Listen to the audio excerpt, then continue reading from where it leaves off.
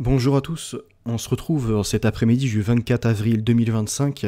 Je veux vous parler d'une actualité qui a eu lieu là, aujourd'hui à Nantes, un attentat. Une attaque au couteau au lycée Notre-Dame de Toutes-Aides, où on a un élève qui a été radicalisé par la gauche, a envoyé un pamphlet, ou en tout cas une revendication avant de passer à l'acte, à plusieurs élèves, également du personnel sur place, et il s'est saisi de 2 couteaux, a été planté des filles et des garçons à peu près de son âge. Donc on est au lycée entre des gens qui ont 15 et 18 ans. Et il y a eu une élève qui est décédée, paix à son âme, un autre qui est en urgence absolue, de nombreux blessés, et à déplorer aussi des victimes, que ce soit les parents, les professeurs sur place ou encore d'autres élèves qui ont assisté à la scène, et pour d'autres qui ont récupéré leur enfant complètement transformé. J'ai identifié Aude What the Fake, cette Parisienne qui se nomme Aude Favre, qui est journaliste, parce qu'il y a quelques années, elle est descendue sur Nantes pour nous pondre avec l'argent public du CNC un documentaire nous disant que l'insécurité était qu'une invention d'extrême droite, une mauvaise appréciation de la réalité. Or, vous me voyez très bien souvent publier les articles de journaux officiels sur la situation actuelle à Nantes, où l'immigration met un chaos total. Et pour autant, aujourd'hui, ce ne semble pas que ce soit quelqu'un d'immigré, on va avoir son nom juste après. Il s'agirait de Justin P, qui serait français, mais on remarquera que, comme pour certains étrangers qui ont fait des crimes, eh bien il est bien à gauche, c'est un socialiste. Et il a envoyé un document, un manifeste, pour parler de révolte, d'écocide, donc des mauvais agissements des humains envers la nature, Gaïa Terre-Mère, ce genre de choses. Il parle de violence institutionnelle, et entre autres de la discrimination envers certaines personnes, d'un système de colonisation de l'inconscient, et donc un document envoyé ce matin, à 7h et quelques, avant de passer à l'action plus tard dans la journée. Il y a maintenant tout un dispositif de sécurité sur place, des policiers, etc.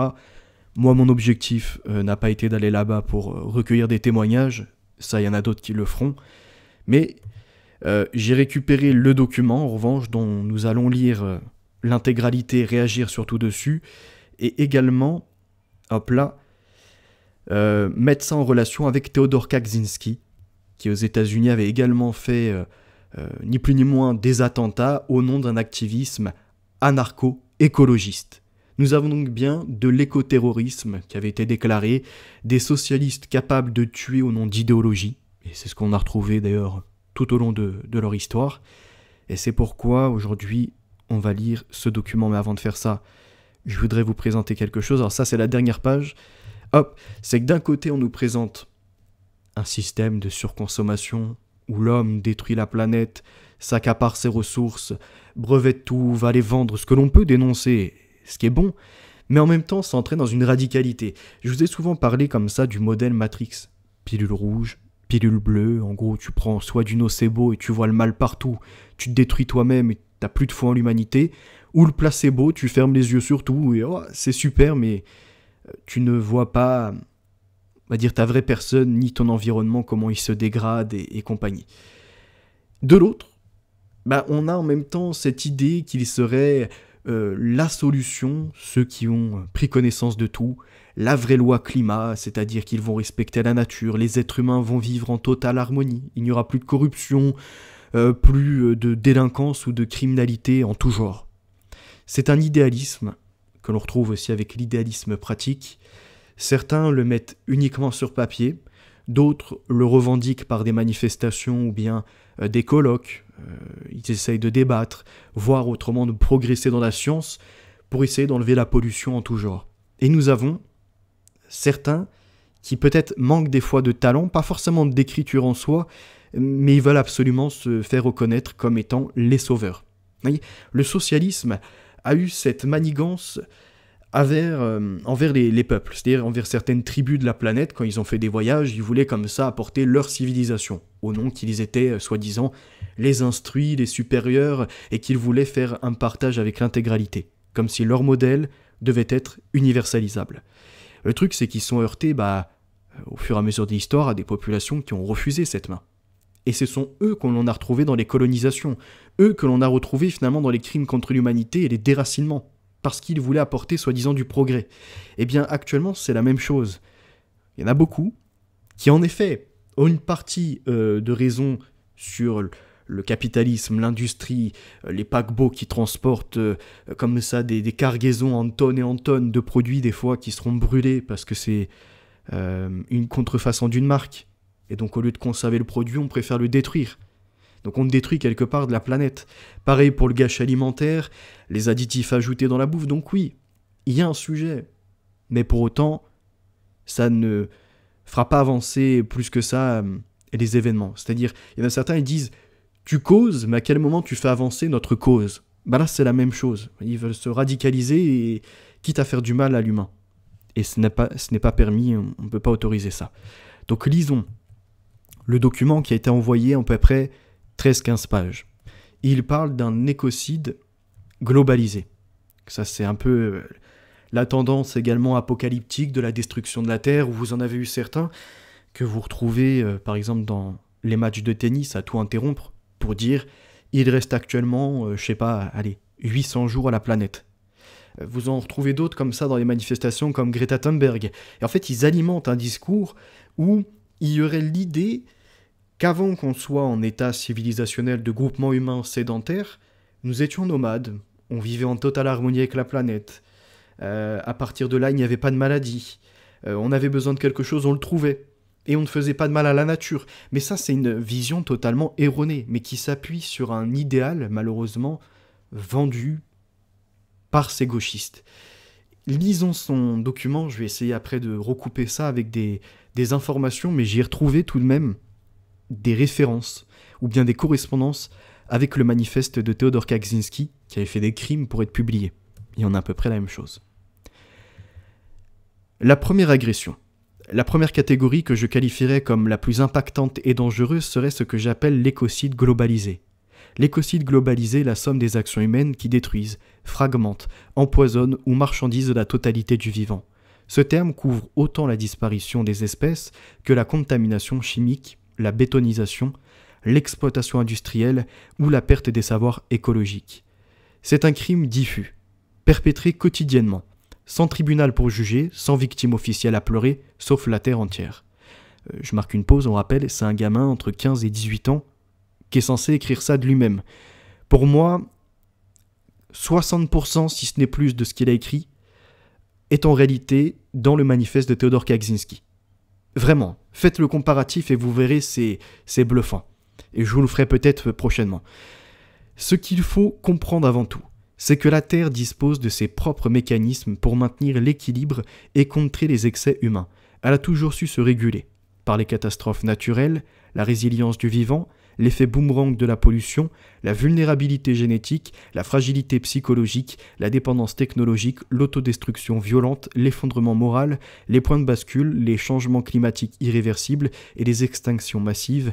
La 6e pourrait bien englober l'espèce humaine. Ces phénomènes ont toujours joué leur rôle dans le grand cycle de la vie. Donc dans ce paragraphe, nous le voyons peindre comme ça, essayer de mettre en image une défense de la Terre, et comment, entre autres, par des catastrophes naturelles.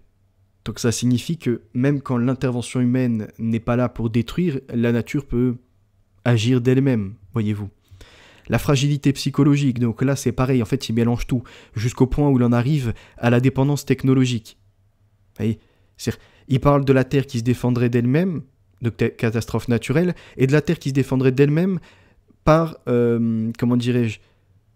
la dépendance technologique. Ça n'a pas de sens. Mais c'est parce que c'est un amalgame de tout ce qui avait été rentré dans la tête. L'autodestruction violente, l'effondrement moral. Alors, c'est quand même dingue de voir un jeune, des fois s'intéresser, pourquoi pas, à plus grand que ce qu'il ne peut assumer à son âge, à s'intéresser à peut-être changer le monde avant de pouvoir déjà, ne serait-ce que s'orienter lui-même. Et il parle d'effondrement moral, alors qu'aujourd'hui, en envoyant ce document, il a pris des armes et il a été capable d'aller vers son semblable, vers des jeunes de son âge, pleins de vitalité, et de poignarder à plusieurs reprises, d'être capable de transpercer la chair avec un couteau. Donc, rien que par ça, il démontre qu'il n'est pas au service d'une certaine cause quelque part. Voyez-vous, l'effondrement moral passe par ces gens-là. Ces socialistes qui veulent toujours sonner l'alarme en disant « c'est la fin, soyez paniqués, ne réfléchissez plus, et après avoir pondu quelque chose, allez faire le crime ». La dépendance technologique, entre autres pour s'informer, certainement pour suivre les discours et les relayer, certainement qu'il était sur Telegram, sur un smartphone. Vous voyez, c'est-à-dire que ces gens, ils dénoncent un système dans lequel ils s'ancrent. Lisons la suite. Pareil, ils parlent de fragilité psychologique, que la Terre se défendrait comme ça, alors qu'il n'y a pas plus fragile que ces gens. C'est-à-dire, si vous allez à contrario de leurs idées, ils tombent en état de colère, ils sont capables de violence. Donc l'effondrement moral est chez eux, le point de bascule, il est également de leur côté, l'effondrement en tout genre, même l'autodestruction par la violence, s'exerce chez ces gens qui veulent dénoncer ces phénomènes et ces causes. Il y a un problème. La Terre, donc revenons au document, est un juge impartial. Elle n'éprouve ni vengeance ni colère, seulement des lois immuables. Si l'humanité persiste dans son hubris à des mesures, ces mécanismes s'imposeront comme des corrections implacables, mais au prix terrible de sacrifice des innocents et de la destruction de cet écosystème si parfaitement équilibré. Pourtant, rien n'est une fatalité. Ces signaux ne sont pas une condamnation, mais un ultimatum, un rappel à l'humanité d'en se remettre donc à l'humilité et à l'action. Les incendies, les pandémies, les effondrements écologiques et autres sont autant de messages clairs. Il est temps de cesser de défier les lois du vivant. Le pire peut encore être évité, mais seulement si nous interprétons ces avertissements non comme une menace passive, mais comme une sommation à changer. La Terre ne négocie pas, elle exige que l'humanité écoute puis agisse. Dans ce paragraphe, nous reconnaissons le profil de ces gauchistes qui se veulent sauveurs de l'humanité. Ils ont détenu le savoir, ils ont examiné toute la nuance, et de l'entièreté de leur aventure, ils en déduisent quel changement nous devons opérer. Et c'est exactement ce qu'on voit là-dedans. C'est-à-dire des mécanismes s'imposeront, des corrections implacables. Vous voyez, c'est-à-dire, là on est dans un moment de bascule. C'est soit on fait les bons choix et donc on suit leur programme, soit on est leur adversaire et la Terre répondra contre notre désaccord. Et vous remarquerez qu'ils parlent des incendies, mais sans avoir fait les recherches. On a déjà traité le sujet, il me semble 8 incendies sur 10 ne sont pas du tout d'ordre naturel, mais des humains, par exemple, qui ont allumé un barbecue ou envoyé encore une cigarette. Et dans ces 8 sur 10, il me semble, la moitié sont de faits criminels, entre autres d'activistes, pour alerter la planète, eh bien, ils se mettent à brûler. Ou encore pour faire augmenter, pour certains aussi de façon privée, les quotas carbone, ils se servent des crédules activistes. Donc encore une fois, on retrouve les mêmes, des fois, qui peuvent accentuer le problème, et en plus, voilà, finalement, être en dichotomie totale entre ce qu'ils disent et la façon d'agir. Il est temps de cesser de défier les lois du vivant. Mais quelles sont ces lois? Vous voyez, elles ne sont pas décrites, c'est-à-dire c'est une globalité qui leur a lavé le cerveau et qui leur permet de s'instaurer en orateur et en directeur de la suite. La Terre ne négocie pas. Comment ils le savent, ça? Voyez-vous? Et à quel point on a vraiment épuisé la Terre? Il a fait le tour du monde, il a été voir des entreprises, est-ce qu'il peut nous donner des exemples? Non. En fait, ces jeunes-là, mais comme d'autres, des fois, quand ils grandissent, ils sont seulement sur le périmètre. Et ils s'alimentent comme ça uniquement de vastes sujets, mais sans avoir la nuance et entrer dans les détails. Donc continuons la lecture. Mais ce mécanisme est devenu trop faible et inefficace face à une anomalie qui s'est imposée et a monté en puissance jusqu'à devenir une conquête mondiale. Si l'on traçait sur une carte la surface exploitée, polluée, possédée, morcelée, asservie par cette force, il ne resterait aucun centimètre de terre libre. Cette entité n'est pas un pays, ni une culture, c'est notre système. Un organisme humain autoritaire, économique, extractif, qui dévore tout ce qui vit au nom du progrès. Mais ce n'est pas une simple question de développement, c'est une perversion fondamentale de notre lien au monde. Donc déjà, le lien au monde avec le respect du vivant, quoi qu'il en soit, l'homme, comme l'animal, se saisira de son environnement pour se construire un abri, pour après, pourquoi pas, aller chasser, cueillir, organiser une structure pour l'éducation et ce genre de choses. Donc il modèlera l'environnement. Quoi qu'il en soit, il le modifiera. Est-ce que pour autant c'est mauvais? Non. Un animal, par exemple, si on le laisse en totale nature, eh bien des fois il a, je sais pas, ses ongles qui vont pousser, qui vont lui faire du mal. L'intervention de l'homme montre que la nature n'est pas parfaite dans son essence. elle n'est pas si harmonisée que les gauchistes veulent nous laisser entendre. Il y a des endroits sur Terre où, si la main de l'homme ne passe pas, eh bien il n'y aura pas de végétation. Ça restera un désert. Mais si l'homme commence à y mettre un arbre, et puis un second, et pourquoi pas des buissons, etc., il créera quelque chose d'un écosystème, et donc il produira un endroit pour la vie. Donc l'homme, sur l'environnement, peut le façonner, peut le modifier, couper des arbres, etc. Ça ne veut pas dire qu'il fait du mal à la planète. Mais on est dans ce modèle où absolument, comme tout est de l'ordre du vivant, ce qui est vrai, le végétal, l'animal, l'humain et compagnie, eh bien on devrait, dans ces cas-là, plus couper les arbres, parce qu'ils ont une certaine vibration, et à ce moment-là, on coupe leur croissance. Donc on ne pourrait plus se chauffer, on ne pourrait plus bâtir des édifices, on ne pourrait pas non plus du coup manger des plantes, ou autres d'ailleurs des végétaux, parce qu'eux-mêmes vivent, ça serait interrompre leur croissance. Vous voyez la folie à quel point elle peut aller dans cette idée de tout laisser sans y toucher. Non, et donc après en effet il y a des choses à revoir dans le modèle économique, certes, mais c'est pareil quand il parle d'autoritarisme. Je veux dire, sans autorité, tout le monde va dans n'importe quelle direction et c'est la guerre et c'est le plus fort qui l'emporte. L'autorité permet, on va dire, un certain niveau d'égalité. Après, il y a des problèmes en effet au nom du progrès, ce genre de choses.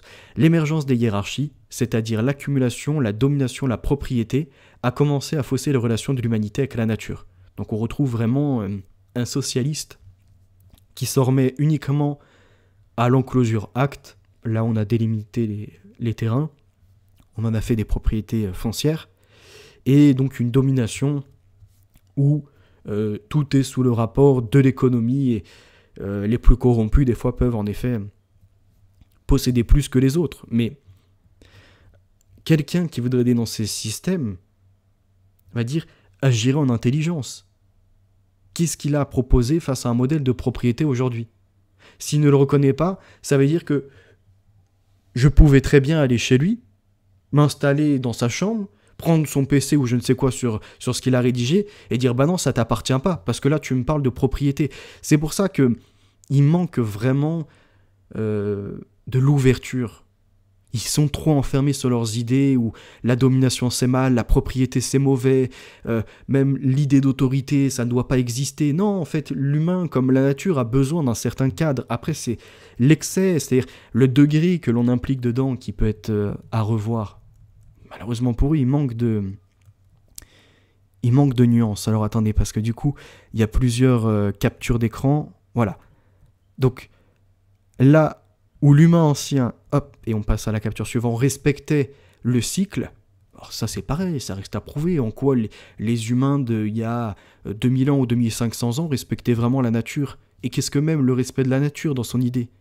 Prenaient ce dont ils avaient besoin avec gratitude et humilité. Les premières religions, dont l'animisme, étaient un mécanisme biologique de survie. Elles instauraient un respect profond envers la nature.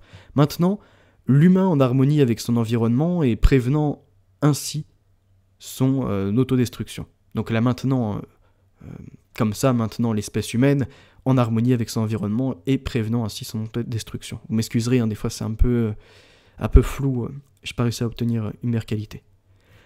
L'humain moderne consomme, détruit, brevette, vend. L'arbre n'est plus un esprit, c'est une matière première. L'animal n'est plus un frère, c'est une marchandise. Dans ce paragraphe, nous voyons à nouveau leur idée qu'il n'y a pas de différence entre l'homme et les animaux. Sous-entendu, depuis l'idée de l'origine des espèces avec, pas Lamarck, mais Charles Darwin, eh ben, on est finalement l'équivalent, nous n'avons pas à être au-dessus des autres animaux, nous devons être à leur service.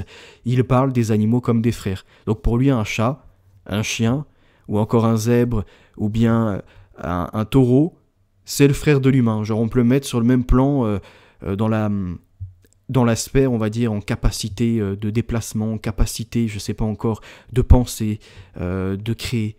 Enfin, ça tient pas la route. Et pareil, de dire que l'arbre est un esprit, ça sort d'où ça ? Ah, des religions animistes, etc. Donc on doit s'en remettre vraiment à... Ils détenaient la vérité, non, ils n'inventaient pas peut-être, je sais pas, une histoire pour essayer de donner un sens à leur vie. À quel moment les arbres, ils sont dotés d'un esprit ? Et c'est ce que je vous disais juste avant. Ces gens-là, vous ne pouvez même plus couper un arbre pour en faire une habitation, ou bien du bois pour du feu, ou encore développer des outils. Non, c'est déjà un crime contre la nature. Donc en fait, ces gens, ils sont contre la vie, sans le comprendre. La nature est devenue un stock de ressources que l'on défigure délibérément. Une chose sans âme, soumise au calcul, au graphique et au profit. Certaines choses, il a raison. C'est cela, la cause inévitable de l'écocide globalisé. Une aliénation spirituelle, quelle spiritualité il parle, on ne sait pas trop, une déconnexion radicale du vivant. Il est possible, et peut-être même nécessaire, d'aborder la crise écologique contemporaine à travers une métaphore biologique, celle du corps malade. Cette métaphore, loin d'être poétique, permet une lecture systémique des phénomènes en cours. Je marque une pause. Ce qu'il écrit, ce jeune, il comprend même pas, mais c'est de l'équivalence de Hitler, qui disait que la Terre était malade de certains humains qui étaient dessus, et qu'il fallait donc se séparer de ceux qui étaient moins dignes de vivre. Sans le comprendre, et là on voit le cheminement des socialistes de comment ils en deviennent malades. Et c'est pour ça que même Hitler était un socialiste. Et c'est pareil pour Lénine, Staline et compagnie. Et ce qui se passe actuellement encore avec d'autres, ils rentrent dans leur tête. Au nom d'un combat pour respecter le vivant, ils en viennent à détester la vie. Ils en viennent à parler d'une planète qui est comme un corps malade. Et donc même les métaphores de Rockefeller qui en arrivaient à dire que l'homme était comme un pouls sur la tête de la Terre, et donc il était à considérer comme un cancer. Et c'est exactement ce qu'on retrouve. Et c'est pareil, quand Théodore Kaczynski critiquait la société, ils en venaient au même point. Là, par ce jeune, par le crime qu'il a commis aujourd'hui, par les attaques qu'il a effectuées envers des gens de son même âge, et son acte de délivrer entre autres le manifeste, son manifeste, nous prouve comment s'exerce ce manque de contextualité et malheureusement cette fascination à se dire qu'ils sont sauveurs, qu'ils ont la solution. Le socialisme, je vous le déclare et ça fait un moment, c'est une religion. C'est une religion qui fait beaucoup de mal. On parle souvent des religions comme la chrétienté qui dans l'histoire ont fait des conquêtes, des fois ont forcé à s'y soumettre. On parle de l'islam aussi, vous m'avez déjà entendu parler de cette religion. Et je le dénonce sur le même plan. Voyez-vous, quand il y a des crimes qui sont effectués de l'endoctrinement, le socialisme, comme l'écrivait exactement Gustave Le Bon, devient un dogme. Et le dogme impose finalement une certaine radicalité, comme ce qu'on voit aujourd'hui. Et lisons la suite pour comprendre ce qui se passe. Mais là, vous voyez bien, ça parle de corps malade, juste avant, ça s'invente une histoire comme quoi tout était en harmonie alors que ça ne tient pas dans les faits. Et comme ces gens ne veulent pas débattre, parce qu'on leur a dit, par le mouvement gauchiste, ne débattez pas avec l'extrême droite, c'est les fachos, ces gens-là, c'est les ennemis, et bien en fait, ils s'enferment qu'entre eux, ils se communautarisent et comprennent même pas qu'ils deviennent finalement comme des nazis. Ça devient des socialistes qui se ramènent à un national ou un international et qui font les crimes, qui font les drames. Regardons la suite. Si l'on accepte de considérer la Terre comme un organisme vivant, ce que soutiennent depuis longtemps certaines traditions philosophiques, mais aussi certaines disciplines scientifiques comme la biogéochimie ou la théorie de Gaïa, quand il mélange ce qui dirait de la biogéochimie, on va dire, ça paraît un peu plus scientifique, avec la théorie de Gaïa Terre-Mère. Enfin, il mélange tout. Alors les bouleversements climatiques, les catastrophes dites naturelles, les pandémies, les extinctions massives ou encore les flux migratoires peuvent être compris, non comme des événements isolés, mais comme les manifestations d'un processus immunitaire. Dans cette perspective, le système techno-industriel mondial correspondrait à une forme de pathologie systémique, une tumeur étendue, proliférante, qui détruit les conditions de viabilité de l'organisme Terre. Ce que nous appelons progrès pourrait alors être qualifié comme dérèglement métabolique majeur, comparable à un cancer, croissance illimitée, extraction insatiable des ressources, rupture des équilibres vitaux, effondrement des fonctions régulatrices. On le voit, ça y est, l'activité humaine et le cancer de la Terre. Et là, on le comprend dans une coloration assez sombre. C'est-à-dire que là, il a mis le facteur plus d'une croissance illimitée, d'extraction sans jamais s'en arrêter, sans pause, des ruptures des équilibres vitaux, où on détruit des forêts, où on organise le monde, on pollue les eaux et ce genre de choses, certainement. donc l'effondrement des fonctions régulatrices d'une Terre qui aurait son immunité qui partirait, voyez-vous, qui ne serait plus disponible. Mais en fait, c'est dingue. Parce que dans ce modèle-là, même si on le réduisait comme on le voit avant, c'est-à-dire on retourne vivre dans la nature et on coupe des arbres, même là c'est déjà trop pour eux. Tuer une poule pour manger, pareil, c'est enlever la vie, c'est inacceptable dans leur modèle.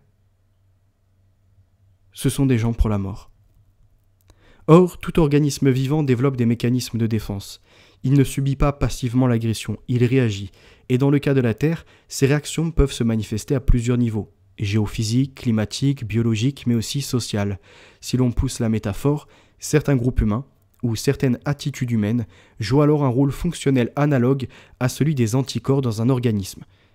Ce qui signifie que certains groupes humains, dans ce qu'il nous dit, sont appelés à tuer d'autres êtres humains parce qu'ils ne respectent pas la Terre, sont appelés à réguler les choses, à faire le nettoyage.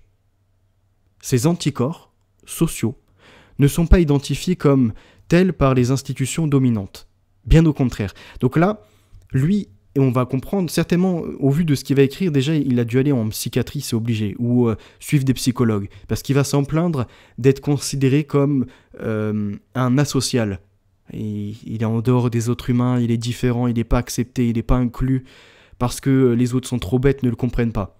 Bon, après, pour son âge, on va dire, il y a certaines thématiques, oui, il doit être au-dessus de la moyenne, mais pour autant, ça ne permet pas, encore une fois, de faire n'importe quoi. Et on le remarquera dans ce qu'il nous dit, que la Terre va réagir, mais que la Terre va en appeler aussi à certains humains dans un modèle social, à créer une sorte d'attitude humaine pour être l'anticorps, donc pour défendre la planète. Hitler, c'était exactement pareil, hein. Il avait plus de respect pour les animaux que pour certains êtres humains qu'il considérait comme des moins que rien. Il y en a, ils vont dire c'est le point Godwin. Je pense pas. Honnêtement, c'est comme dans l'URSS, beaucoup de socialistes soviétiques avaient du respect pour les animaux et la nature, mais n'en avaient pas du tout pour les chrétiens ou encore pour ce qu'ils considéraient d'anormal dans leur modèle. Et là, c'est la même chose. C'est-à-dire, ils se considèrent reclus par rapport à la société, exclus, on va dire, d'une normalité. Et, quelque part, le modèle qu'il construit lui-même est excluant, voyez-vous. Il vient en retirer certains. Lisons la suite. Bien au contraire, donc ces anticorps sociaux sont généralement marginalisés, pathologisés, criminalisés. Il s'agit souvent d'individus ou de communautés qui refusent consciemment de s'intégrer dans le système technologique dominant. Peuples autochtones, militants écologistes radicaux, dissidents culturels, ermites, saboteurs ou encore individus qualifiés d'antisociaux par les normes psychiatriques ou juridiques modernes. Mais ce que le système identifie comme dysfonction est dans ce cadre un signe de résilience. Ce ne sont pas des anomalies, ce sont des réponses immunitaires. Ces individus perçus comme inadaptés remplissent une fonction critique, celle de limiter la prolifération du système destructeur, d'alerter le reste du corps social, de maintenir une forme de mémoire écologique, de résister, parfois de neutraliser des foyers de destruction. On pourrait objecter que cette vision est romantique, elle ne l'est pas. Elle repose sur une lecture organique de la réalité. Un anticorps n'est ni héroïque, ni sentimental, il est nécessaire. Il agit selon une logique de préservation. Et dans ce cadre, l'antisocialité prend un sens nouveau. Dans une société où la norme est la participation à la destruction, refuser cette norme devient un acte de lucidité biologique. Ce n'est pas une pathologie, c'est un instinct de survie. Là, il nous crie son mal-être. Et il nous montre qu'il n'est pas inclus avec les autres parce qu'il ne veut pas en faire partie. Enfin, il en a déduit ça. Il va se persuader que finalement, s'il est tombé dans l'antisocialité de ne pas débattre de ses idées, c'est parce qu'il a raison, les autres ont tort, sont enfermés dans trop de divertissement, trop de consommation dans un modèle destructeur, et que lui, il est arrivé à un état de conscience. Donc la conscience, c'est d'agir avec l'environnement et de se rapporter ce qu'il en est. Et donc il aurait atteint un certain grade de visibilité sur la planète pour lui permettre d'être considéré comme un anticorps, qui ne participera pas à la socialité des autres, qui ne comprendrait jamais rien à son combat, Et il n'a même pas fait l'effort de vouloir faire un pas vers eux et de leur expliquer sa logique. Il s'est auto-persuadé que les autres ne le comprendraient pas. Et donc dans cette détestation, notamment dans les humains qu'il a attaqués aujourd'hui, il ne voyait plus vraiment ses semblables. Il ne voyait que des gens apathiques, des gens inintéressants, des consommateurs. Finalement, ce qui détruit, puisque la jeunesse est l'avenir de la suite, eh bien, il considère ça comme détestable et s'y attaque.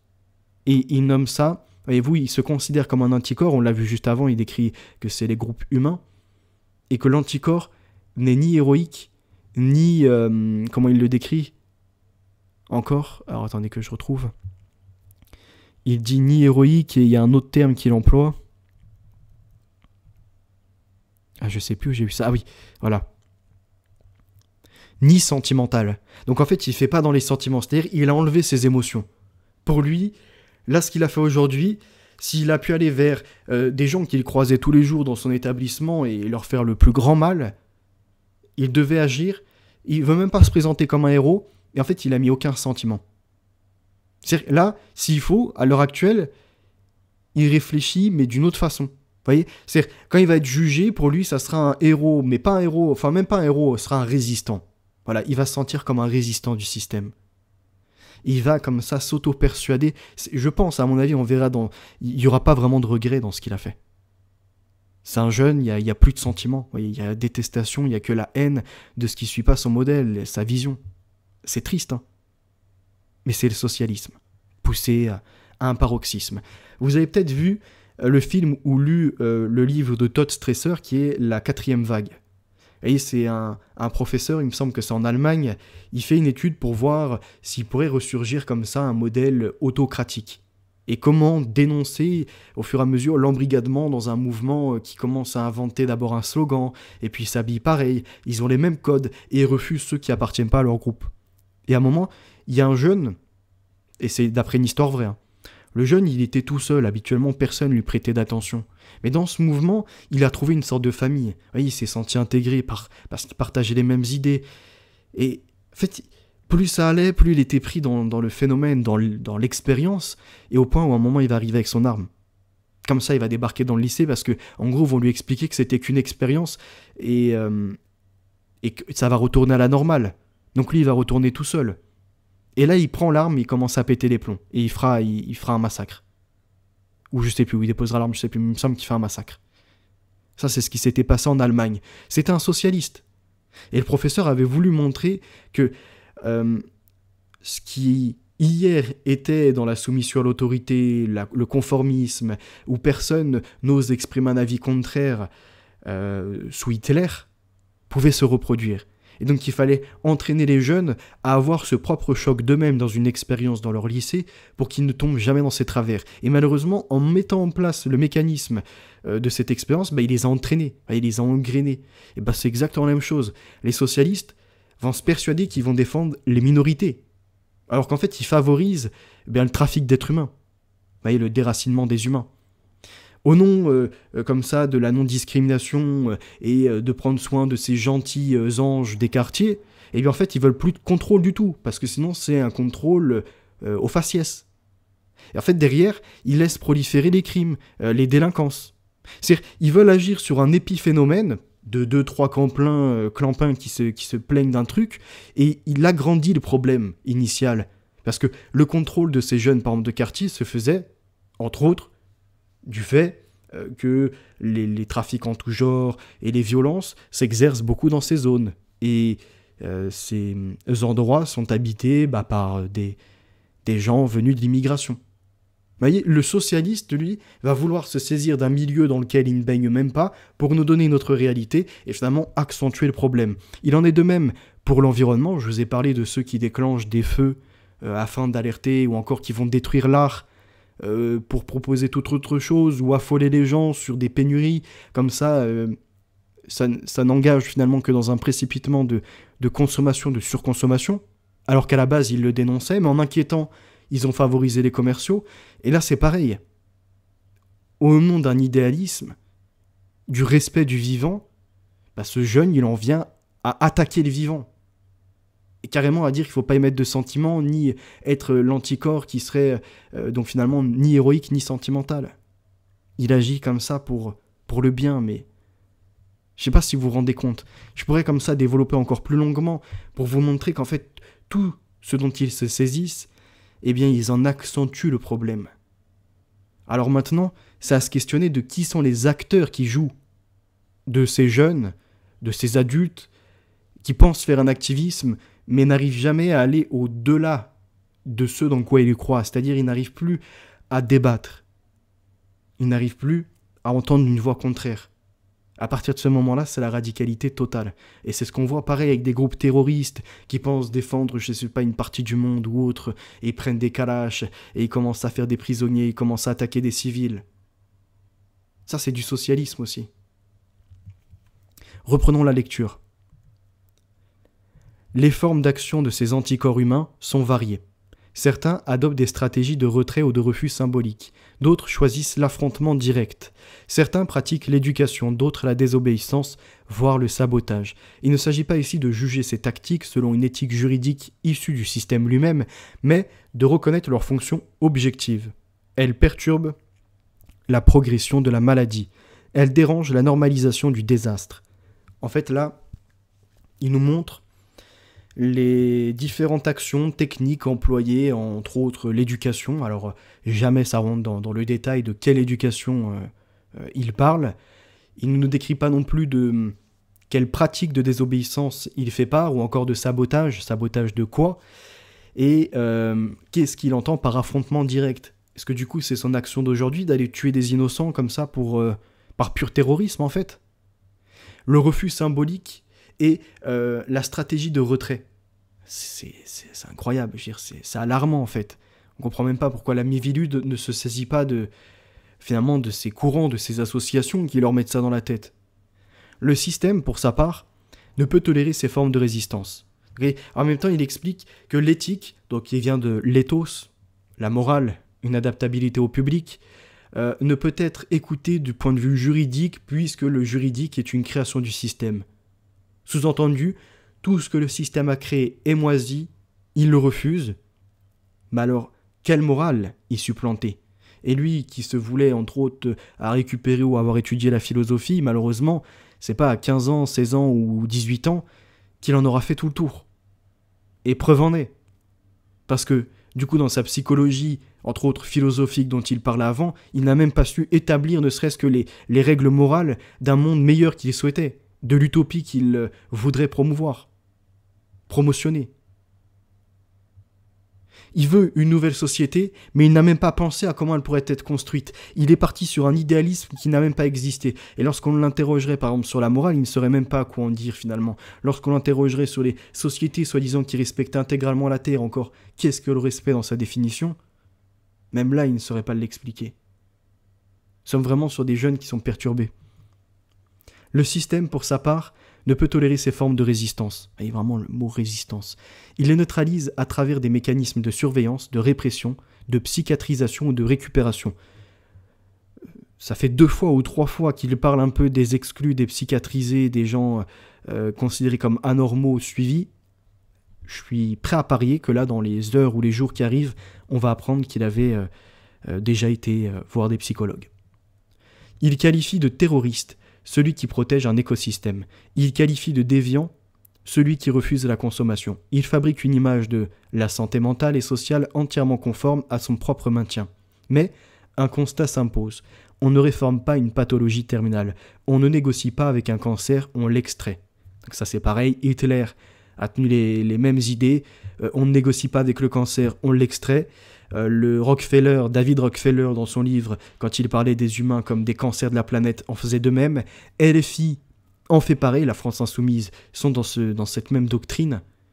Ces gens sont dangereux. Le rôle de ces anticorps n'est donc pas de réformer le système. Il est de l'épuiser, de le contenir, de lui résister jusqu'à la rupture. En fait, il en appelle à la révolution, au renversement du système. Et des fois, on pourrait même y percevoir aussi certains gilets jaunes. Et on renverse Macron, mauvais système. Et en fait, une fois que ça s'est renversé, ils n'ont même pas cogité à la suite. Ils sont toujours fait malmener par les médias, manipulés par les élus politiques locaux ou à plus haute instance. Ils veulent renverser un système et ils ne savent pas quoi mettre après. Au lieu de perdre votre temps à faire des manifestations pour rien, de toujours être là, Macron le méchant, le système est mauvais, commencez déjà par vous rassembler et à écrire les bases de l'avenir, de ce que vous voudriez, au lieu de dire juste comme ça, il faut résister, l'épuiser, le contenir, jusqu'à sa rupture, et après quoi? Et après quoi? Même si cela exige des sacrifices, revenons-en à la lecture, même si cela n'offre aucune garantie de victoire. Car face à un système conçu pour tuer, la révolte n'est pas un choix moral, c'est une nécessité biologique. C'est les mêmes socialistes que vous retrouverez à dire « le système tue », la révolte n'est pas un choix moral, c'est une nécessité biologique, et en même temps, légitimer les IVG, autoriser les IMG. Interruption volontaire de grossesse, interruption médicale de grossesse. Ces gens détestent le vivant. Cette révolte peut sembler désespérée. Elle l'est parfois, mais elle témoigne d'une fidélité non négociable au vivant, à ce qui, dans l'être humain, refuse de devenir rouage d'une machine exterminatrice. Ces êtres dits marginaux ne défendent pas l'homme contre le monde. Ils défendent le monde contre l'homme-machine. Ils incarnent un ordre plus ancien, antérieur à la rationalité industrielle, plus enraciné que la loi, plus exigeant que les idéologies, l'équilibre du vivant. La révolte écologique, dans ce cadre, n'est pas une idéologie parmi d'autres. C'est un instinct vital. Lutter pour la nature, ce n'est pas lutter pour une belle planète Instagram, c'est lutter pour que le vivant survive, pour que la Terre guérisse, pour que l'équilibre naturel, même cruel, même exigeant, reprenne sa place. On comprend plus rien là. Il voudrait défendre la planète contre les humains finalement parce que les humains étaient mauvais, et même si des fois l'environnement peut être cruel avec les humains, il faut le favoriser. Donc si des fois il peut développer des maladies, on ne soigne plus. On laisse les gens dans des mauvaises postures, à souffrir. Nous devons nous tenir là, où le confort s'effondre, car le confort est devenu complice. Nous devons redevenir sauvages, organiques, indomptables. Ne plus chercher la place dans le monde qu'on nous propose, mais retrouver la place que la Terre nous réservait avant que nous la trahissions. La restructuration radicale n'est donc plus un slogan de militants. C'est un cri immunitaire, une pulsion d'autodéfense.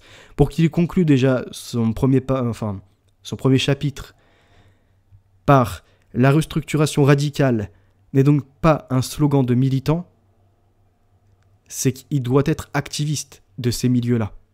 C'est un cri immunitaire, une pulsion d'autodéfense. Maintenant, voyons ce qu'il disait par rapport à la violence systémique et l'aliénation sociale, la seconde agression. Première agression, du coup, c'était l'écocide. Après l'écocide globalisé, la seconde couche de destruction se manifeste sous une forme plus insidieuse encore. Elle ne touche pas seulement les paysages, les espèces ou les équilibres climatiques. Elle s'infiltre dans les esprits, les corps, les relations, les émotions, les désirs, les langages. Cette forme de violence est systématique, diffuse, institutionnalisée. Elle est l'architecture invisible de la soumission mentale et de l'aliénation sociale contemporaine. Ce n'est plus la Terre qui est ravagée, c'est l'humain lui-même, dans ce qu'il a de plus profond et de plus organique, son lien au sens, à la vérité, à l'autre, à lui-même. Est-ce que vous imaginez? Là, il nous introduit en fait un système qui pervertirait les gens, pourquoi pas, de façon institutionnalisée, et diffuserait finalement les mauvais désirs, entraverait les relations, modifierait les émotions, détruirait les corps, infiltrerait les esprits, en gros c'est à peu près ça dont il nous fait part, et que la Terre serait ravagée. En percevant cela, il explique que, par exemple, en voyant ses camarades, eh bien il ne voit que de la fausseté, que des destructions. Mais c'est bizarre parce que le vrai sens à l'autre, la vraie vérité à autrui, c'est-à-dire se reconnaître et ne pas tuer, ne pas faire de mal, être, on va dire, dans une certaine bonté, ne fais pas autrui ce que tu n'aimerais pas qu'on te fasse. Voyez-vous, tend toujours la main, on va dire, à celui qui est nécessiteux. D'un côté, il voudrait partager ça, et de l'autre, son mode opératoire, ses actions, ont parlé contre lui. On prouvait à quel point un gauchiste peut être dans une violence envers l'autre, peut être dans le crime envers autrui.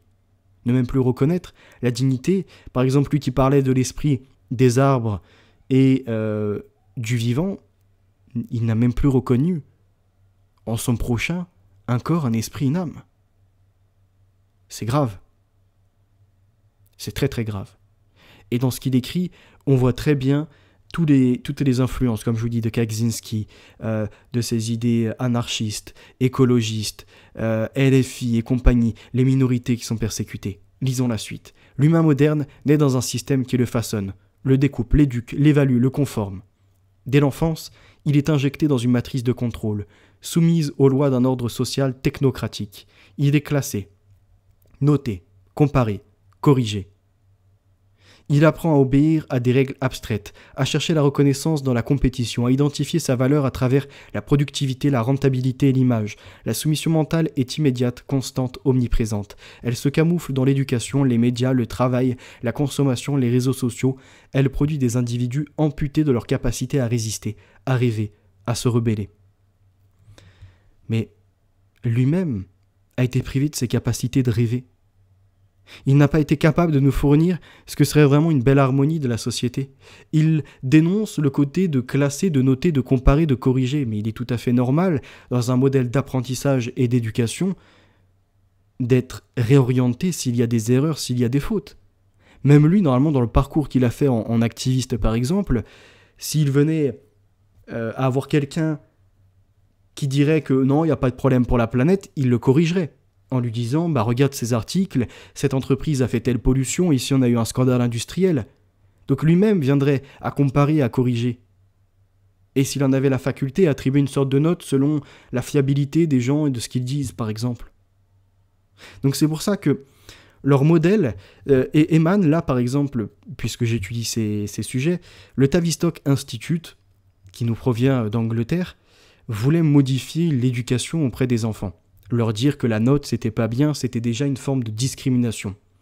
Que classer les élèves après même en dehors des notes, des codes couleurs ou bien des smileys, même là, c'était déjà finalement enfreindre leur propre liberté pour les conditionner. Et c'est pour ça que c'est une maladie. Ils n'arrivent pas à voir l'ensemble et mettre un peu de logique, le bon sens. Le bon sens fait que quand t'es gamin, eh bien tes parents te corrigent. Te compare, peut-être même. Toi aussi, tu te compares avec autrui. Dénoncer ce système, ça n'a pas de sens. Apprendre à obéir des règles est tout à fait logique. Sinon, on s'autodétruirait, on ferait n'importe quoi. Après, c'est de dire lesquels ne vont pas. Et ça nécessite en revanche beaucoup plus de réflexion, de faire le tri entre ce qui serait à conserver, ce qui serait à réformer et ce qui serait à enlever.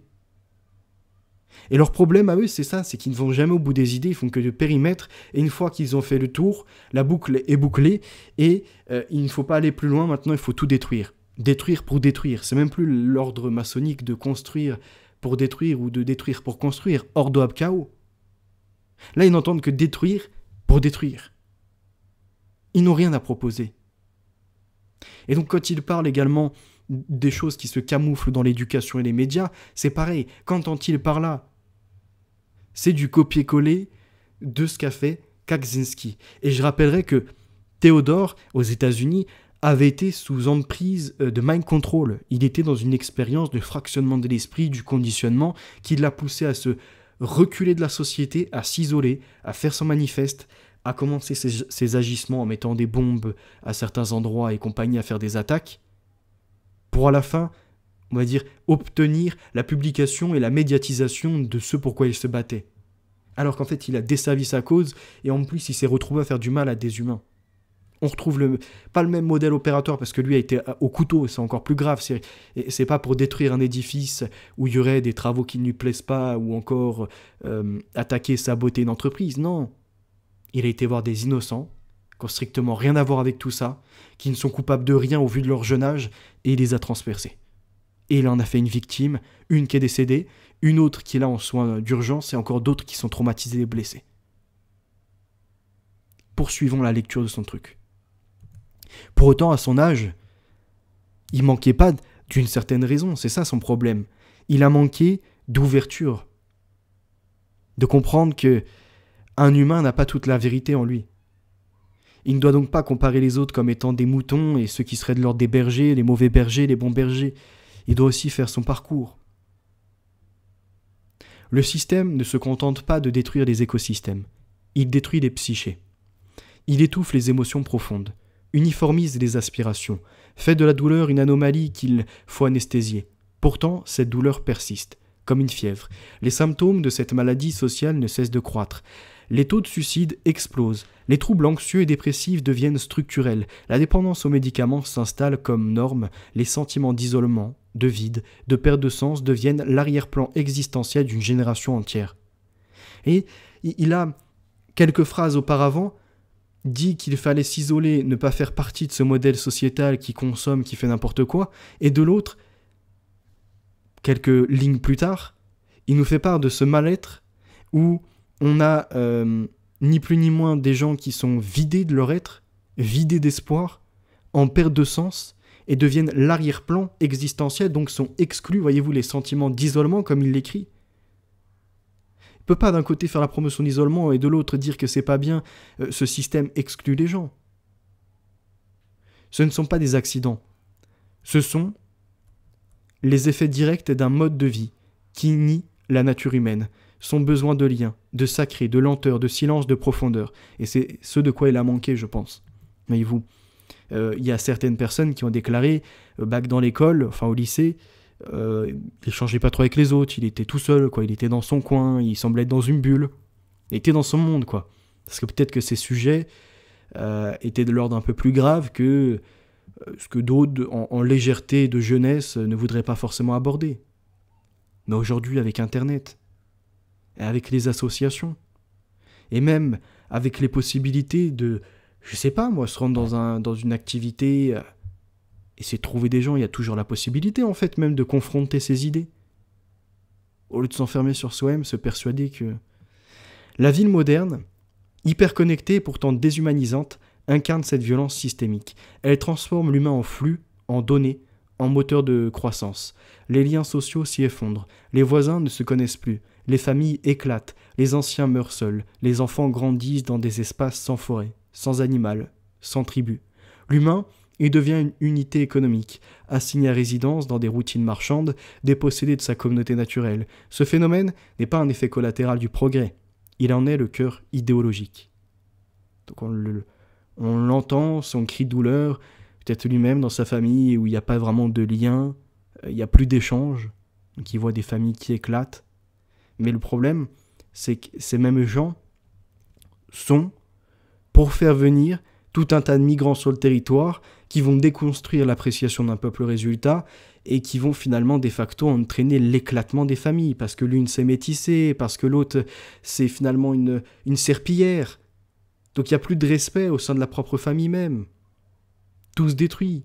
Les voisins ne se connaissent plus, mais pourquoi ? Parce qu'il y a un voisin, c'est Mourkoud, l'autre c'est Abdoul, l'autre encore c'est Yenchien, etc. Et donc il n'y a plus comme ça cette harmonie. Contrairement, vous allez dans d'autres pays, quand ils sont entre eux, ils se reconnaissent, les voisins, ça va, etc. Ou bien dans nos campagnes françaises, et lui, ils se connaissent très bien. Mais plus tu inclus d'éléments étrangers, et plus, petit à petit, tu inclus la destruction. Et le truc, c'est que d'un côté, il dénonce les effets de cette destruction, mais de l'autre, il invitait précédemment, comme on l'a vu au nom de lutter contre l'écocide, ou encore de délaisser certains de côté, de détruire ce système qui discrimine. Et ils vont pas bien dans leur tête. Ils se persécutent, ils veulent souffrir. Et comme ils sont dans cette situation, ils veulent que les autres soient dans le même cas de figure. La solitude n'est plus un état passager, elle est devenue une structure. Et dans cette structure, l'aliénation sociale prend racine. Elle s'incarne dans la perte d'identité profonde, dans la déconnexion à la mémoire collective, dans l'effacement de l'histoire orale, dans l'oubli des rites, des symboles, des appartenances ancestrales. L'humain moderne devient un déraciné fonctionnel. Il peut habiter partout, travailler n'importe où, acheter tout ce qu'il veut, mais il ne sait plus qui il est. Il ne sait plus à quoi il appartient, ni pourquoi il pourrait se battre. Ce déracinement total n'est pas la liberté, c'est une désintégration. On retrouverait aussi un peu de Rémi Daillet-Winman dans ces lignes. Le système comble ce vide par le divertissement, la dopamine, l'hyperstimulation, la saturation sensorielle. Mais cela ne soigne rien, cela camoufle. Derrière les écrans, les filtres et les loisirs de masse s'étend un désert intérieur. La souffrance psychologique devient la norme, mais elle est recyclée en marchandises, burn-out, anxiété, fatigue chronique, hypersensibilité, tout devient marché, tout devient soin, tout devient chiffre. Il ne s'agit pas de guérir, mais de continuer à fonctionner. Le travail autrefois, activité vitale liée à la survie du groupe ou à la création du sens, est devenu un instrument d'asservissement mental. La majorité des humains occupent désormais des rôles absurdes, inutiles, voire nuisibles, simplement pour survivre. Ce ne sont plus les artisans de leur monde, ce sont donc des pions d'une méga-machine qui les consume sans les voir. L'ennui existentiel, le sentiment de futilité, la perte de souveraineté personnelle en sont les conséquences logiques. Alors, à son âge, écrire de telles choses, je ne sais pas si ChatGPT est intervenu ou si il y a beaucoup de références aussi, en effet, à d'autres qui ont dit ça, mais en termes d'écriture, par contre, c'est quand même fort, il faut le reconnaître. Dans ce contexte, toute tentative de révolte est immédiatement absorbée, récupérée, déformée. Les colères sont neutralisées dans les urnes ou redirigées vers de faux ennemis. C'est là leur problème, en fait. Ils n'acceptent pas la démocratie, ces gens. L'idée qu'une majorité, même des fois, puisse tomber malheureusement et tendre dans la stupidité, les révolte. En fait, ils sont du modèle de Lippmann ou d'Edouard Bernays. Une minorité doit gouverner pour la majorité, sans même être élue.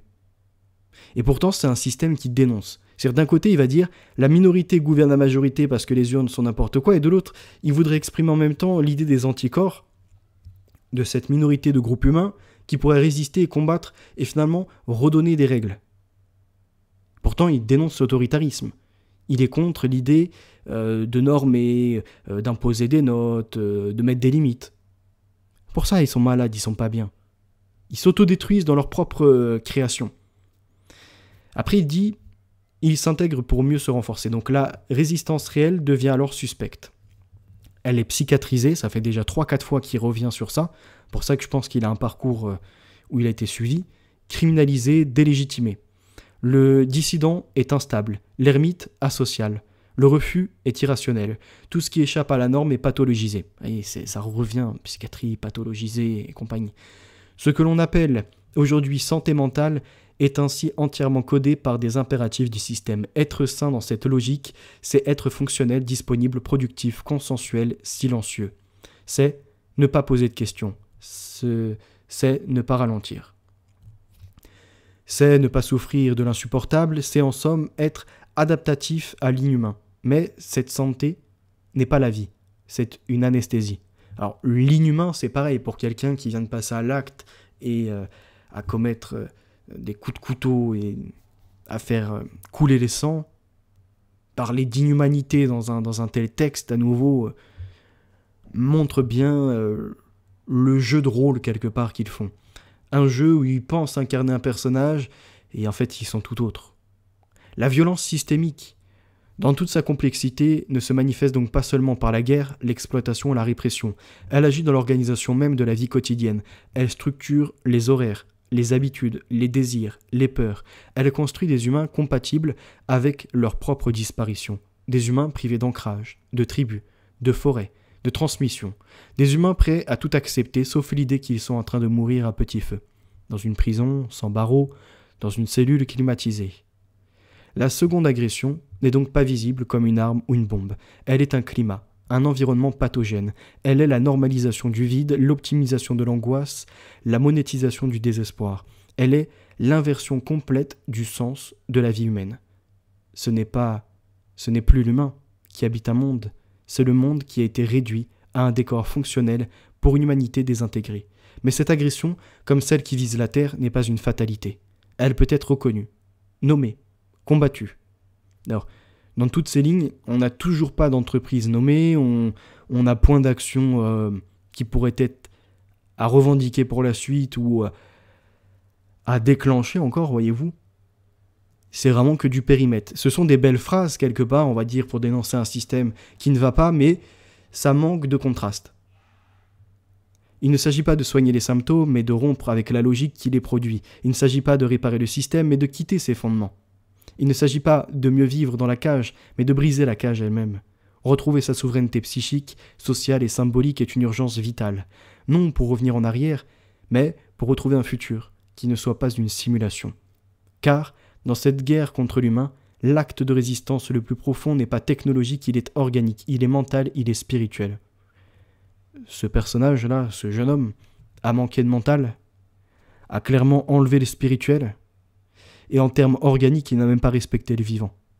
De quoi se revendique-t-il ? Je dirais là, c'est une enflure. Le conditionnement social totalitaire, la troisième agression. Ce que l'on nomme aujourd'hui société de l'information n'est en réalité qu'une immense opération de conditionnement, un système de colonisation de l'inconscient visant à formater les esprits, stériliser les imaginaires et rendre l'humain docile, prévisible, programmable. Il ne s'agit pas seulement d'imposer des lois extérieures, mais de pénétrer au plus profond de la psyché humaine collective, jusqu'à ce que l'individu intériorise l'idéologie dominante comme s'il s'agissait de sa propre pensée. En gros, là, il explique quoi ? Que les canaux des technologies de l'information et de la communication, radio, téléphone, internet, divertissement par le cinéma, entre autres, par exemple aussi, qui véhiculent des messages, rentrent dans la tête des gens, créent des réalités collectives, viennent stériliser les imaginaires et petit à petit soumettent dans un conformisme, ce qu'ils nomment l'humain docile prévisible, sous des directives où on ne sort plus des couloirs imposés. Mais c'est bizarre, parce qu'il arrive à un certain niveau de conscience à voir des manipulations qui peuvent exister, soit pour consommer, ou bien pour la gouvernance, et encore engagé dans les guerres. On pense à Edward Bernays avec ses 4 Minute Men en 1917 à peu près pour engager les Américains dans la Première Guerre mondiale. On peut voir après bien d'autres systèmes encore d'Edward Bernays aussi. Alors 4 Minute Men c'était plutôt les... C'était pas Edward Bernays, c'était... un autre dont j'ai plus le nom, mais c'est pas grave, ça me reviendra.